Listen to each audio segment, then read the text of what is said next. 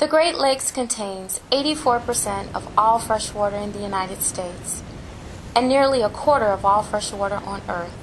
Our very lives depend on the quality of these precious water resources. But every day, litter gets washed from the streets into the sewer and ends up on our beaches and in our waterways. Plastic bags, drinking straws, and plastic bottles contribute to this waste. Chemicals we use, including fertilizers, household and auto fluids, also end up downstream, contaminating our water supply and harming plants and animals. Do your part to prevent water pollution and marine debris. Reduce, reuse, and recycle.